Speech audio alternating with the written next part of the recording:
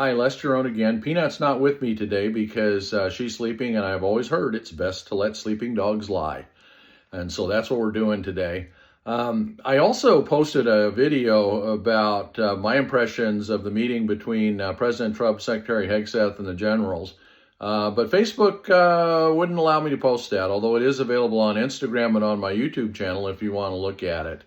But today what I wanted to do was to do something I'm told that authors are supposed to do, learning all sorts of things in this author journey, and that is to read short snippets of your book.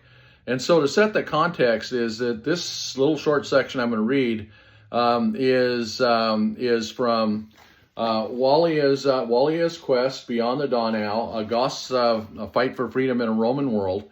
And it's about Goth Athanaric and his son Wallia at the Roman chariot races in Constantinople. So after they were betrayed to the Romans by their own people. And so here goes. The most enjoyable part of our stay, at least for me, was attending the chariot races at the Hippodrome. The emperor had arranged a special series of races to celebrate his accession as emperor, as well as the success of his campaign against Fritigern. There was a passage from the imperial palace to the emperor's box in the Hippodrome. We left the palace, went through the passage, and entered the stadium with the emperor. Theodosius told us the stadium had a capacity of 100,000 people. It looked like every space was filled. I had never seen so many people in one place. As we entered the stadium with the emperor, the people cheered. It was exhilarating. Then we made our way to our seats. After we took our seats, there was a variety of entertainment to keep the crowd engaged. Then, after everyone had settled in, the races began. The Hippodrome was a large stadium about 500 yards long and 150 yards wide. One of the short sides was circular, while the other was square to provide a place for the horses and chariots to enter and line up prior to the start of each race. The Spina, in the middle of the track, defined the racing area. It was covered with monumental structures of different shapes and sizes.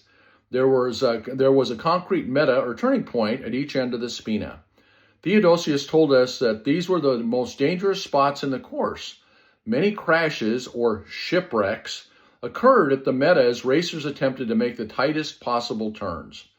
Theodosius explained that the races were traditionally considered sacred.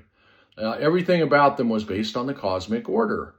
There would be 24 races to represent the number of hours in the day, 7 laps in each race to represent the days of the week, and 12 teams in each race to represent the months in the year. Theodosius then told us about the racing factions that sponsored the races. There were 4 of them. I correctly guessed that these represented the 4 seasons. Each faction had dedicated fans to support their riders. These fans wore the colors of their team and sat together in the stadium. Blue and green were the largest factions. The lesser factions, white and red, usually cooperated with blue and green to help their drivers win. For doing this, they were paid if the team they supported won. During the day, we would see 2- and 4-horse chariots. During each race, completed laps would be marked by tipping one of the 7 dolphins at the end of the track every time the first racer passed by. Between races, there would be public executions. Finally, it was time. The first race featured 2-horse chariots. The 12 teams maneuvered their vehicles into position behind their assigned iron gates. When all the teams were set, Theodosius lifted a bright red cloth above his head. After waiting a few seconds to ensure all the drivers could see him, he dropped it. Instantaneously, the gates opened, the chariots sped forth, and the crowd roared. Horses and chariots raced at breakneck speed, rounded the Spina, and passed the imperial box. One of the green racers was in the lead, closely followed by a blue driver. The lead was unchanged during the first 2 laps, during which the drivers had to stay in their designated lanes. Then, at the beginning of the 3rd lap, chaos broke out. A red driver pulled to the outside of the second-place blue chariot and nudged it onto the Spina. One wheel of the blue chariot hit the base of a monument. In a flash, the blue chariot spun around, rolled, and flipped. The blue driver, with the reins wrapped around his waist, was caught in the remnants of his destroyed chariot. A thunderous cry of "Shipwreck!" rose from the crowd.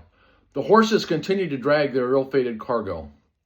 The blue driver pulled a small knife from a scabbard lashed to his ankle and furiously began cutting the reins to free himself from the wreck. He was not quick enough. 3 other chariots, one blue, one white, and one green, hit the blue chariot. The blue driver, laying on the track, was crushed in the melee and probably killed. The green chariot kept his vehicle upright and continued racing. The blue and white chariots were unable to recover. Soon, the 3 wrecked chariots and their drivers were piled together and on the track near the Spina. The other chariots avoided the pileup and continued racing. The green driver, who was in the lead, maintained his position. The red driver, who caused the wreck, stayed close behind the lead chariot and blocked any driver from the blue or white teams from closing the gap. Finally, after 7 exciting laps, the green driver crossed the finish line. The red driver came in second, and the other green driver finished third. The emperor asked my father and me to help him to award the winner his prize. The prize included a large palm, a crown, and a purse of gold coins. The driver's name was Eogon, a Goth. This made Athanaric quite happy, and he bragged to Theodosius that Goths were always the best riders. I thought to myself that Huns were better, but that Theodosius probably wouldn't want to see any of them in the hippodrome. That's the first section, and I'll continue and read a second half of this on our next podcast. Again, I need reviews on Wallia's Quest, and Wallia's Quest Book 2 in Roman Service is going to be out next week. Thanks for listening. Bye.